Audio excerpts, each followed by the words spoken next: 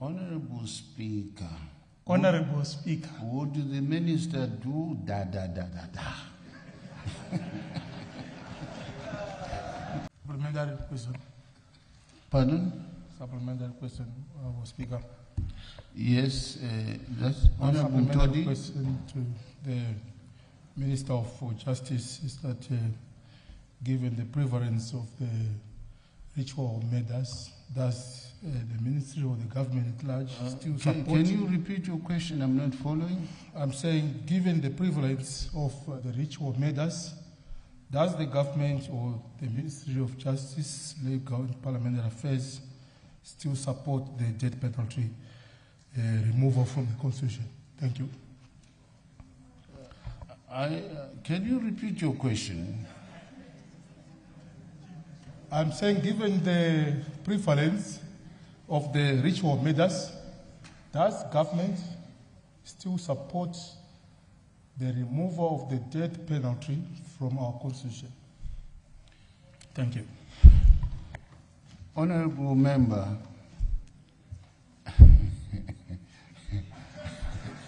I was going to say that's a contradiction of the West order, but I'm not saying it.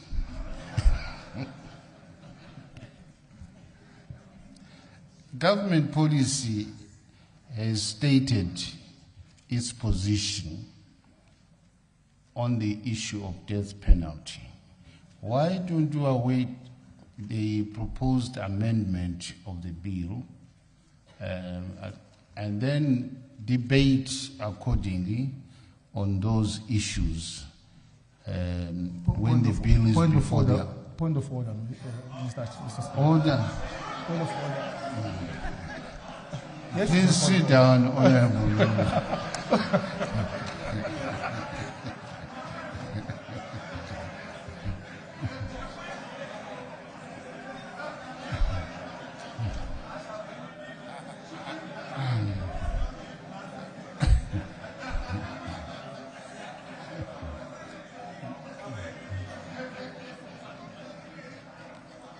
Honorable Mutodi. No, I withdraw, but I wanted to. You withdraw. I withdraw. Thank you, because I was going to met out some penalty. Thank you. But, anyway, you are ahead of me at withdrawn. You may sit down. But on a point of privilege, Honorable Speaker. Pardon? On a point of privilege. On a point of privilege. Yes. Yes. Really, I wanted the response from the responsible Minister of Justice. Why? Because Cabinet has adopted a memorandum of a private member's bill to have the death penalty removed from the Constitution. Yet we've got these ritual murders taking place throughout our country. So I really needed a response from the responsible minister to confirm whether his ministry is in the affirmative to remove the death penalty from the Constitution. Your response, Honorable Speaker, I accept, but I took it as some kind of defensive statement, which it would be more proper if you got it from the horseman. Thank you, Honorable Speaker. Thank you. Sometimes the chair is to defend the logic. When I see that there is some element of illogical presentation, I have to say it. In any case, the death penalty legislation is currently before Parliament. Once it is tabled, you'll be given all the opportunities to bring that aspect that you had raised in detail. All right. So why don't you be patient until the material time, then you can raise the issue accordingly.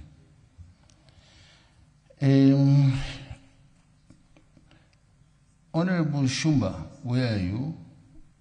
Honorable Shumba? Mr. Speaker, you have forgotten me. Where are you? I'm here, Mr. Speaker. Yes, please proceed. Thank you, Mr. Speaker, sir. On a point of order, Mr. Speaker, sir, you had mentioned my name before, Honorable Shuma. No. I had skipped him in terms of my list. You will follow him after that. So, point of correction.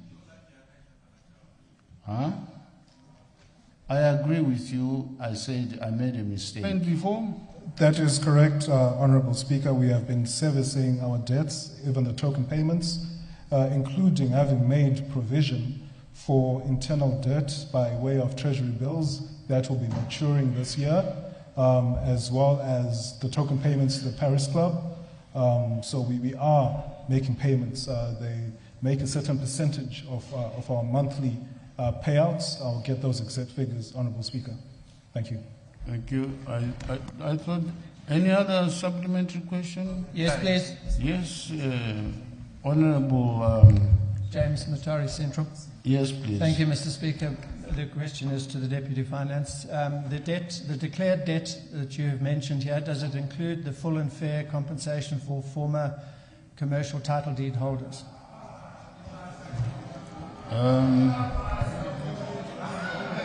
Point of order. Order. That order. When the chair is speaking, the standing order say you must rest your case. Honorable member, I think that could be a separate question, and you may have the pleasure of putting it in writing, because it requires some details, and have it responded to next week as a written question. Thank you.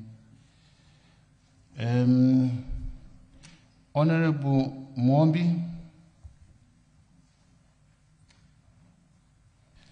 Honorable Mwambi. Yeah, thank you, Honorable Speaker. My question is directed to the Minister of ICT. I want to understand the government's policy or strategies towards promoting internet access in rural communities and digital literacy, so as to bridge the digital divide between the rural and urban regions. Thank you.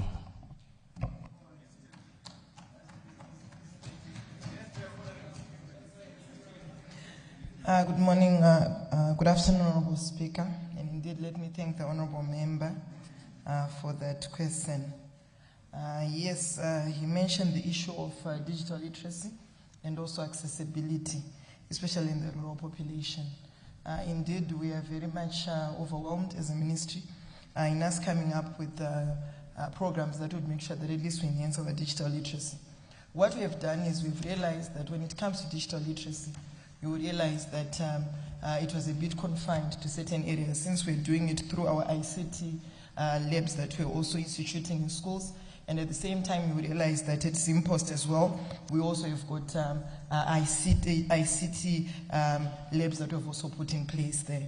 So what we are going to do is that we're going to be doing a mobile digital literacy class that we're going to be having, where you're going to see us going on to the last person, making sure that we communicate, and also at the same time we're able to also teach every other person in terms of digital literacy. What we have also done as well is that we're going to be having what we're calling digital ambassadors.